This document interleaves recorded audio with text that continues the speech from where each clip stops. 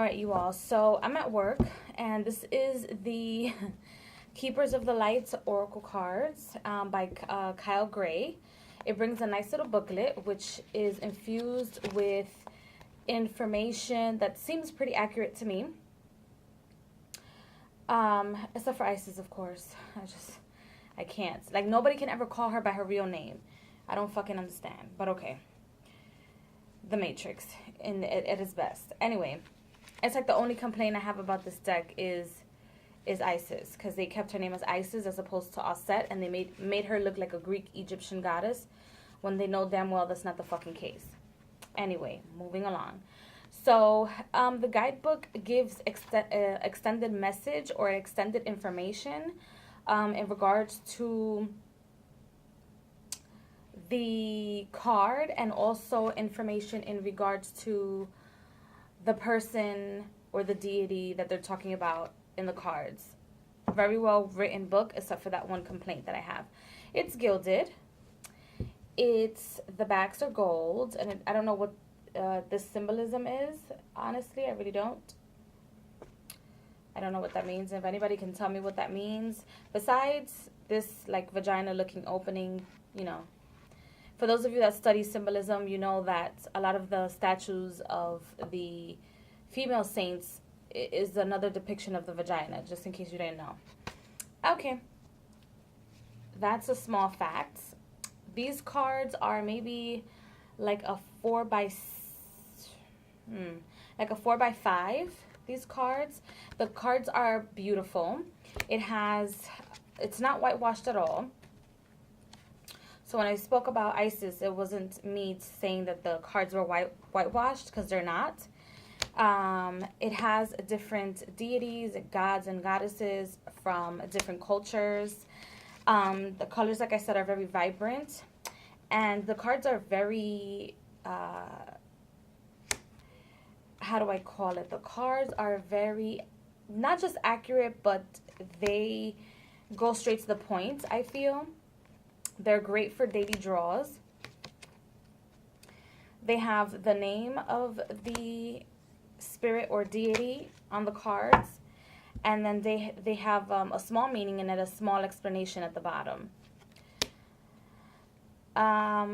Most of the card colors at the bottom are either, I think the boys, is that what it is? No. It's like purple. Then it's like a fuchsia, like a purple, then fuchsia at the bottom, and then this like green type of color at the bottom. Keep this. It does have the Gnostic Christ or Jesus or Master Jesus. For those of you that are not fond of him, he's in the deck. It also has archangels, and it also has the depictions of Venus, Mercury, and other planets, I believe. Let me see. No, I think it's just Venus and Mercury. Let's see.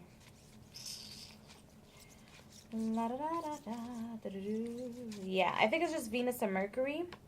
They're depicted as people or as deities. And then in the book, it gives an explanation of the deity. It also has the archangels. It has ancestors. I feel like this deck has a very,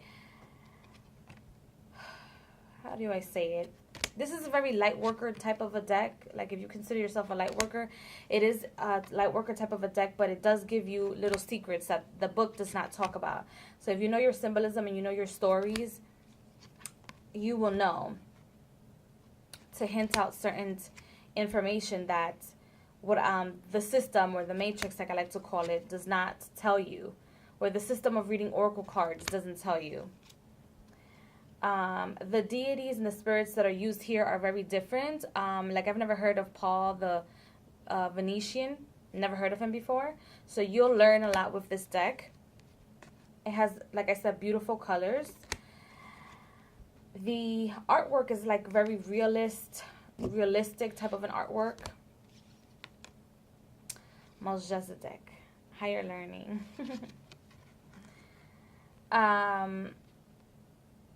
I love him. If you guys are interested in quote-unquote conspiracy theories or the Christian or the Gnostic Christian way of viewing spirituality, the Order of Melchizedek is a good point to start, or it's something good to learn. I'm not really going to get into it because it's a review of the cards, not the information that it has in the cards. And so this is the Isis card that I don't like. I dislike it very, very much because it is whitewashed. It's just not, point blank, period. But I guess people have their own ways of seeing the gods and the goddesses and their spirits. That is their perception as opposed to actuality. A lot of people are going to disagree with me. I don't know what to tell you.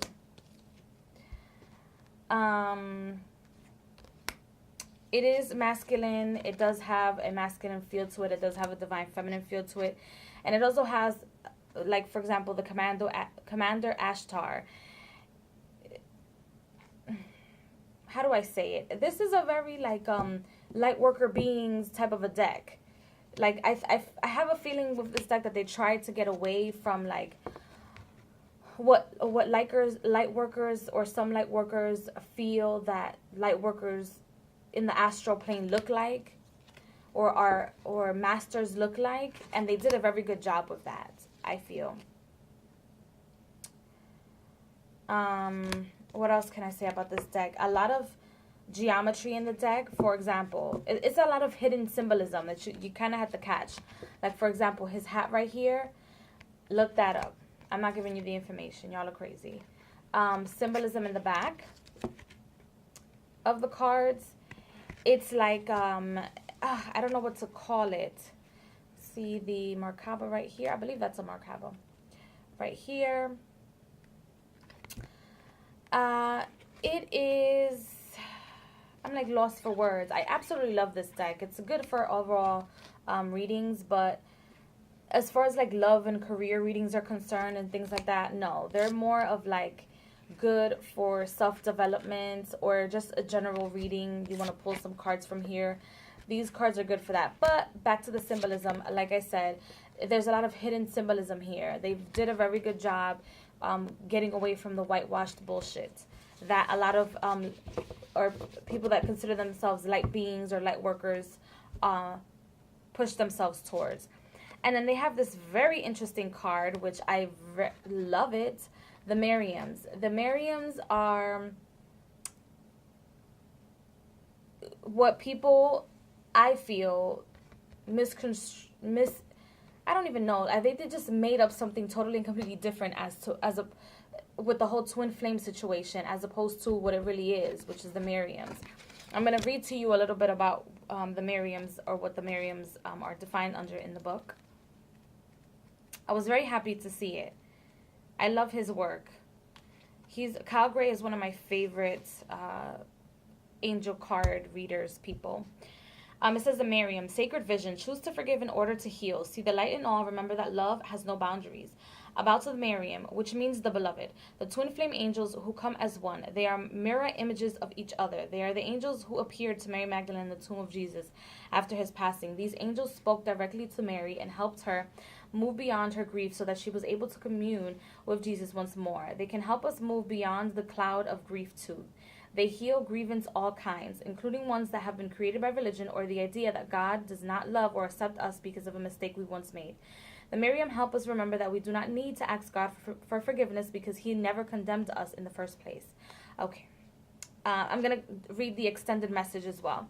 There is a real opportunity for you to move beyond grief or grievance at this time. The Miriam are here swirling their holy light all around you so that you can reign a sense of union with spirit. You are loved beyond words. Choose to see the light of God in everything, to love without boundaries.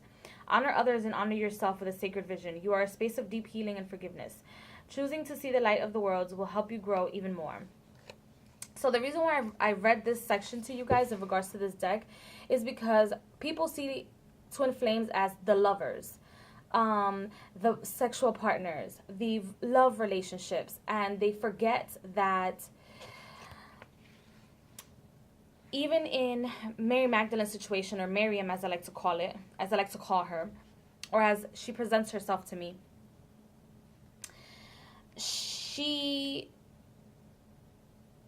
it is assisted by the Miriams, which to me they've shown up not as like just twins, but as the cherubs, or the they just show up to me as different types of angels, or different type of beings from other dimensions. Okay, now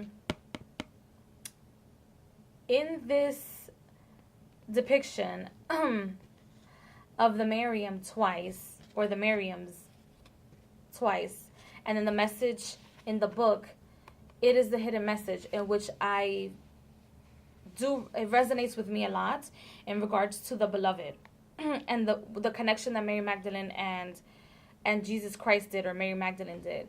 And I quote it because that's not the names that they present themselves to me with. So just so you guys know, but if you guys like to call them that, that's perfectly fine. I'm sure they don't give a fuck. So it's just important, because I feel like a lot of people nowadays like to just look at people, and they choose to look at certain people. Oh my gosh, that's my twin flame. Oh, that has to be my twin flame. No, there's messengers of light. That's what an angel is a messenger of light, is a messenger, or an angle of light, That is what the definition of an angel is. So an angel can be a child giving you a message, or God speaking through that child giving you a message that will help you in your relationships, or will help you to see the world in a different phase. Now, a lot of these quote-unquote twin flame relationships, you guys are suffering. The twin will never allow you to suffer, okay? They bring healing and forgiveness into the world, into your environment, into your life. They're not here to hurt you. So for those of you who are in hurting relationships and refuse to realize that your twin is not supposed to hurt you, in fact, if there were a lot of twin flames on this planet, as you guys describe it, or your definition of a twin flame, the Miriams would be causing motherfucking chaos, okay? But I'll be making more videos about that. But today I'm just doing reviews. So just in case you guys know, this is a fantastic deck for self-healing, self-empowerment, exploring the universal self as well, and learning about yourself. It's easy to shuffle, as you can see. You can riffle shuffle. You can shuffle like this, or shuffle like this. I don't think I will ever give this deck away, only because I use it in my meditation sessions.